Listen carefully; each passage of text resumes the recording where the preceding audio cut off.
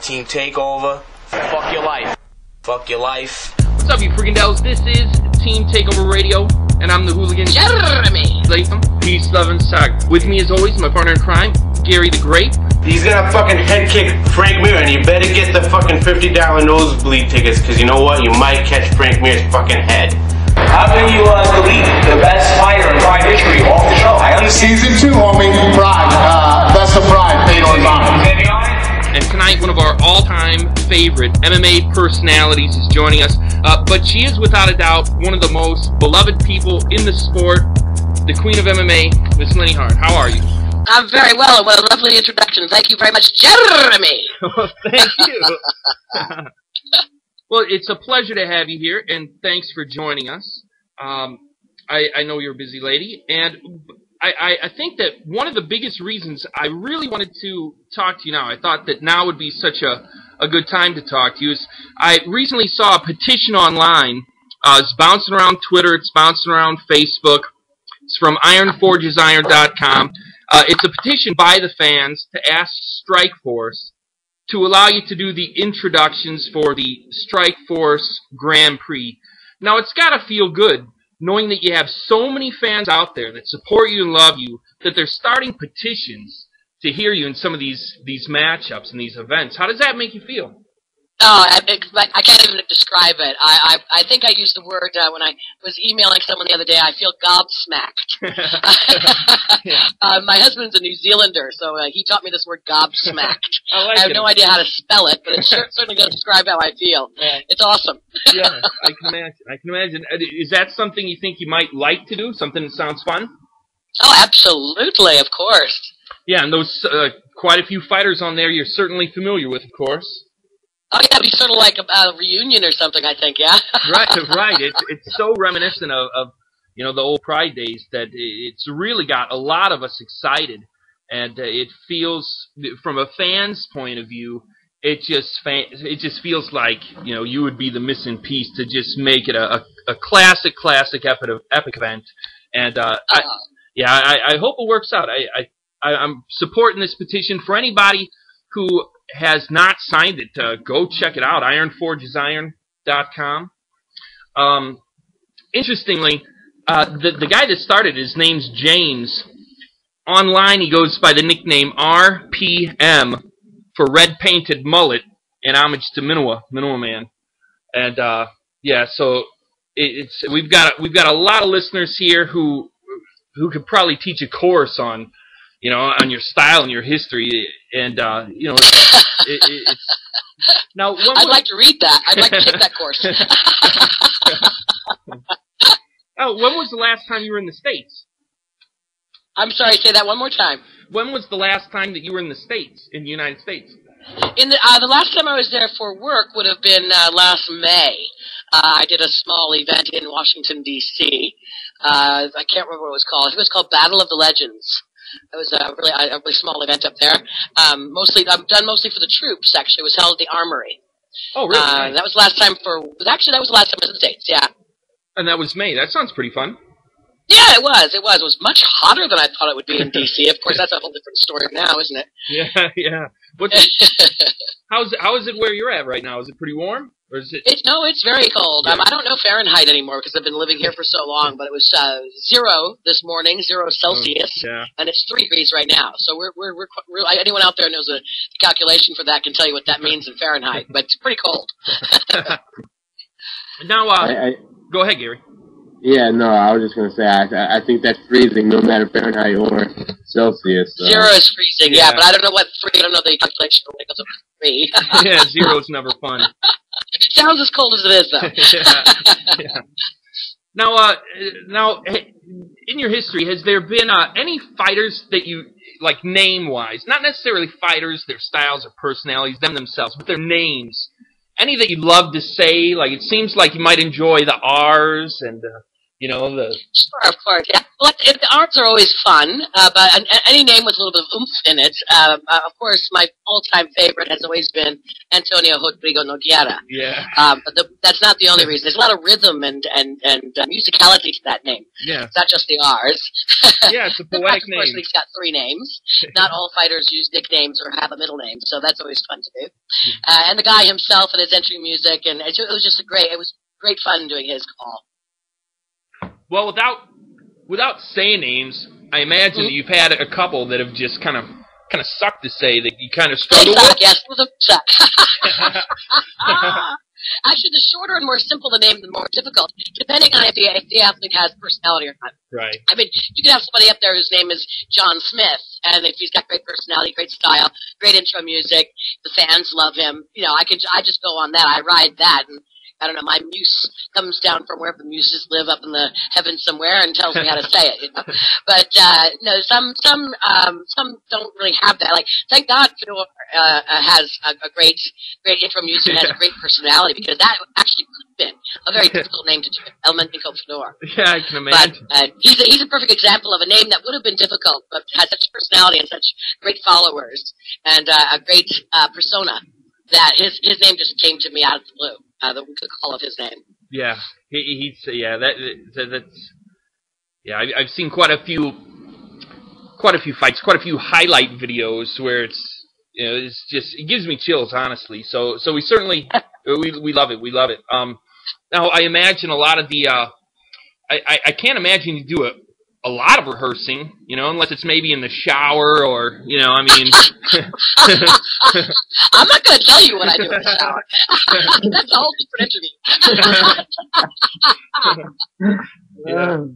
Well, you come from a jazz background, and it's certainly. I just stumped you, didn't I? No, you did. I made you speechless. No, you did. You did. You had me gobstopped. You're gobsmacked. Cool. Gobsmacked, yeah.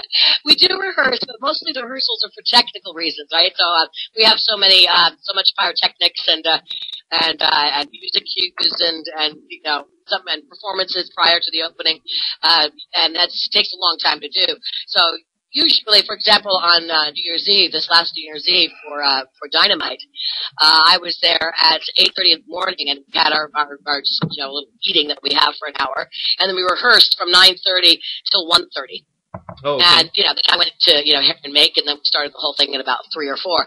But those 4 or 5 hours that we spent in rehearsal were mostly for the sake of the technical crew to ensure it's safe, and to make sure, of course, that, you know, the timing is right and everyone knows where they're going.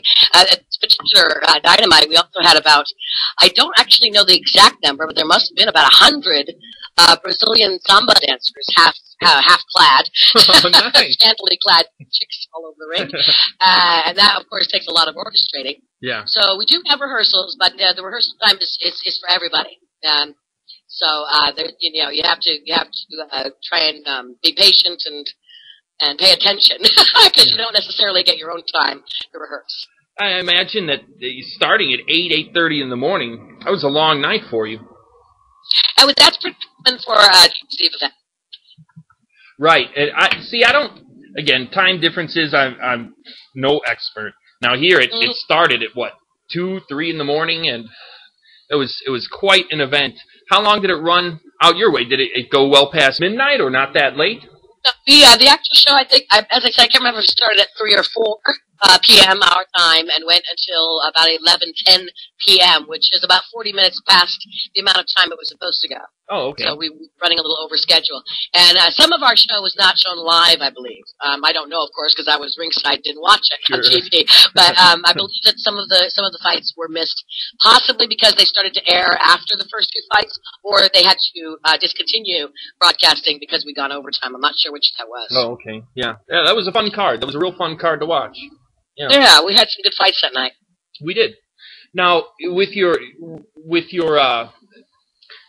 style, I guess, you know, it's obviously extremely unique, and a lot of that is improv, I'm assuming. Most of it is, I'd say, yeah. Yeah. I mean, obviously, a lot of the fighters I already know. I know what their music's like. I know what they're like. I know what I know what reaction to expect from the crowd. But not all of them do I know, and it's not always the case that I even know what the music is because, as I said, the rehearsal is basically the overall what you say in Japanese nagare, which means the flow of the show. So I don't necessarily get to. I actually don't get to rehearse every entrance. Right. So I do have to rely on playing it by ear and a little and quite a bit of improv actually. But that's what makes it fun, and I think that's what makes it interesting, real. You know, it's not I'm not phoning it in, right. like I am right now, but for a different reason right now. Okay, right. I'm stepping now. Now you come from a jazz background. That's obviously got to help quite a bit, or just a natural God-given gift that allows you to do both extremely well. I think I have been blessed with a certain amount of innate ability in certain things that I've certainly been able to take advantage of. But my background is actually in musical, well, theater in general, but also musical theater. So certainly that training keeps me from losing my voice too much. Yeah. Right. Yeah. I can imagine. Gary, you had something? Oh yeah, Lenny, how's it going? I'm good, thank you. How are you, Gary? I'm still breathing, so I can't complain too much. Breathing that cold air, though, I don't envy you for that.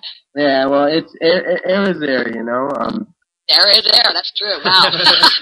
Cold air is better than no air. I was just wondering. I can't imagine you grew up wanting to announce MMA fights, but I was just wondering what were you aspiring to be when you were, in your teenage years? Well, actually, when I was growing up, MMA didn't exist yet. I think sports only about 22 years old. And I'm just a little bit older than that. So what I wanted to be, I never remember ever thinking about being anything but an actress. I think I was born thinking that. And this is, it's a form of, because I do a lot of voice acting still for computer games and animation and books on audio. Things like that. So I'm still I'm still acting with my voice only. So I guess you could say my dreams come true. Yeah. Are you enjoying it? You having fun? Absolutely. I mean, who has a better job than me in the world, you know? Exactly. Yeah. Now, are you playing musically in Japan right now still? Yes. In fact, we just got to have a rehearsal here at my house last night, and we're going to be doing our first show of the year on February 4th here in Tokyo. Do you have a website or anything for your band? Well, you can always catch it on Facebook. There's a notice up on Facebook on my Facebook site for the show. Mm-hmm. And actually, not long after you mentioned earlier James Harvey from Iron Forges Iron. Right. I just did an interview with him, and he will also be, I think, putting the poster up on his site as well. Oh, nice. So if you happen to be in the neighborhood, come on down. Yeah, everybody stop at the Facebook page. Yeah. So I'm really excited for this Strike Force Grand Prix, and James Harvey he started off kind of a ripple effect because it's going everywhere. Everybody's pretty excited, and it's all over message boards and forums and Facebook, and it's I'm really overwhelmed. I'm blushing right now. Seriously, I'm not being coy. I'm actually blushing right now as we speak. I think it's just so lovely, so nice. Well, it's really starting to gain some momentum, and it's really fun to witness, and I certainly hope it works out. Oh, so do I. Actually, I want to give a little shout-out to Mike McPhee as well, because this gentleman is it's called Mike's Man Cave, and he was actually the first person that I saw on my Facebook site. He actually Facebooked me, if that's a verb now, saying that, asking if someone would make a petition. Really? To get me to do this. Yeah, and I don't know which came first. I don't know if James, I have no idea. But I do know that the first thing I had heard about it was at 7:05 a.m. Isn't this lovely? Isn't it great? 7:05 a.m. on Saturday, I got this message from Mike McPhee, one of my friends on Facebook. I don't know him personally, saying, please someone make a petition for this. That's the first I heard of. Yeah. So I just want to say thank you to Mike McPhee, because I did hear it from him first. And of course to James Harvey and Jose Mendoza from Fight Supremacy, several other people who've been putting up posts and pushing this petition along. Just wanted to get that little plug in there because I'm really grateful to everyone, of course. Absolutely. But these specific names I know personally, so I can say those things right now if that's okay with you guys. Oh, absolutely. We're quite familiar with them. We're all fans, and we all want the same thing, and that's really it. A lot of us aren't doing any of this to make any money. We're just really passionate fans, and we all want to see. We all want to see the best of the sport that we can get. You know, we want to see the sport be the best it can be, and that certainly includes you. Absolutely. Thank you very much. I do too, actually. If you knew how little I got paid, it's practically volunteer work.